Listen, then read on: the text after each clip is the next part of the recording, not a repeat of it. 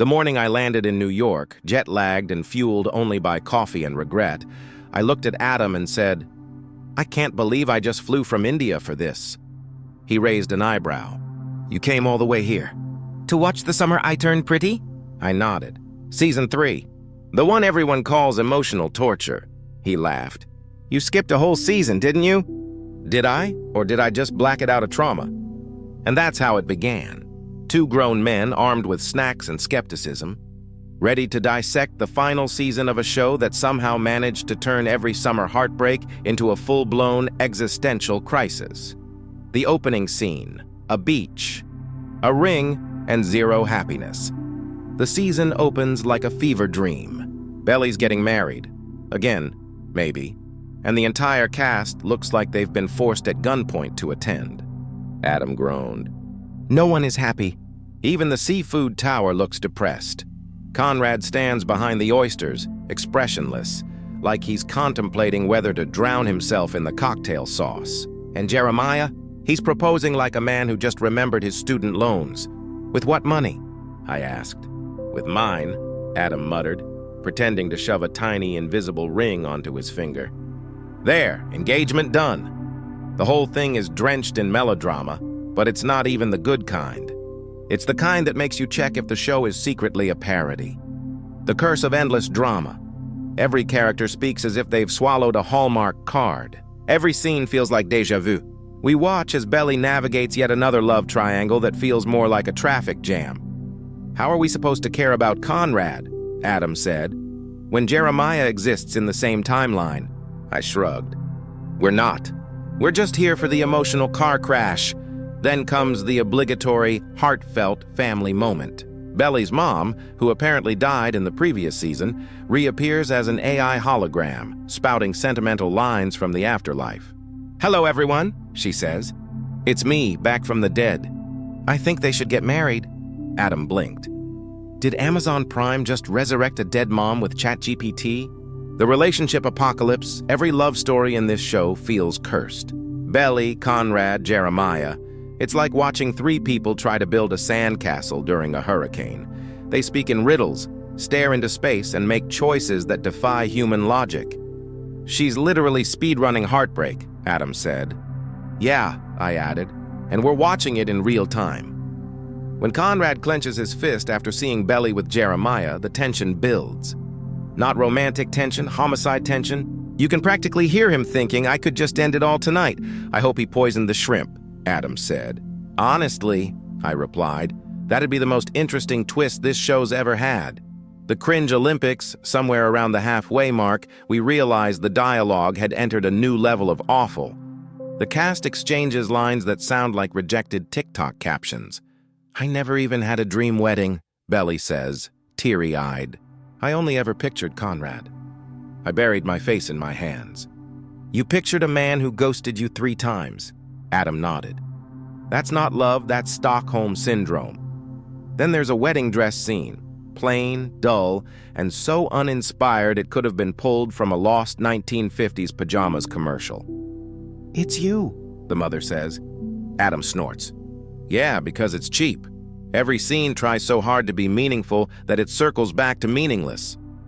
There's music blaring over every emotional beat, with lyrics so on the nose it hurts. "Feels like I'm going backwards," the song croons. "Yeah," Adam mutters. "So does this show." When comedy becomes survival by this point, the only way to survive was through humor. Each scene was like watching a disaster you couldn't look away from. We started rooting against the characters, hoping chaos would at least make things interesting. "I would rather be hit with a nail gun than watch them kiss again," Adam announced. "That's reasonable," I agreed. "Maybe they can make that a subplot." The dialogue spiraled further into absurdity. Random confessions, blood trails, and even a philosophical debate about which religion is most correct. "I saw God," Jeremiah claims. "And it was Islam." "Second place was Buddhism," I added, laughing. "Third place, atheism." At this point, the show had evolved beyond bad. It had become a form of performance art. The Bachelorette disaster. The bachelorette party arrives, and we brace ourselves. "They're going to break something," Adam predicts. 5 minutes later, a broken vase, spilled ashes, and emotional chaos. "Called it," he says. One character stares dramatically into a mirror. "I wish I could be as sure as you," she whispers. "Sure about what?" I ask. "That she's ruining her life?" The absurdity keeps stacking until it topples over completely. Belly declares, "I will always love Conrad," with the kind of intensity usually reserved for courtroom confessions. The Paris detour suddenly. Without warning, we're in Paris. "I hope she meets someone new," Adam says. "She will," I reply, "and he'll look like freeze-dried Timothée Chalamet." Right on cue, a brooding French guy appears, complete with tragic eyes and poetic silence. Belly falls for him in 10 seconds. "She's found the fourth corner of her love square," I whisper. Everything moves at lightning speed. New city, new man, same bad decisions. And then Conrad shows up in Paris like a ghost who refuses to rest. "This can only end terribly," Adam sighs. "It will, I promise. But not before one more monologue about destiny. The eternal love triangle ends. Maybe in the final episodes, everyone suddenly decides to be reasonable, or at least pretend." Jeremiah steps back. Conrad confesses his love. Belly stares into the distance like she's trying to remember basic geometry. "I love you," Conrad says. "We know," Adam mutters. That's the entire plot of the series. Belly's indecision drags on until the emotional payoff feels empty. Then, in a final burst of melodrama, she chases after Conrad in the rain. Tears mixing with raindrops like a cliché come to life. "She's gonna trip," I say. "She's gonna fall," Adam adds. We both hold our breath. "She's fine," I sigh. Unfortunately, the finale, relief masquerading as closure, the credits roll. "What did you think?" I ask. "Awful," Adam says flatly. "But I'm relieved it's over." We sit in silence for a moment, staring at the black screen. Then a line of text appears. "The summer I turned pretty to conclude with a feature film." Adam turns to me slowly. "You're kidding." I shake my head. He groans. "I'm not flying back here again." Reflection, torture, triumph, and the end of summer, we survived season 3. Barely. The show had its moments, fleeting seconds of sincerity buried under layers of cringe and melodrama. But mostly it felt like an emotional endurance test. It's not that the summer I turned pretty lacks heart. It's that it mistakes repetition for depth and melodrama for meaning.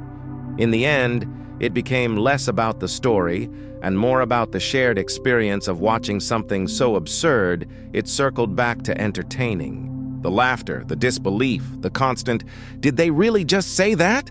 That's what made it worth it.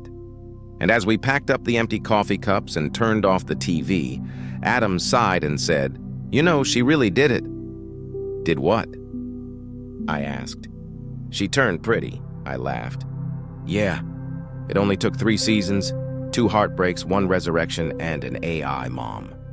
Summer was over. So was our patience. But somewhere deep down, we both knew. If that feature film ever came out, we'd watch it again. Just to suffer together one last time.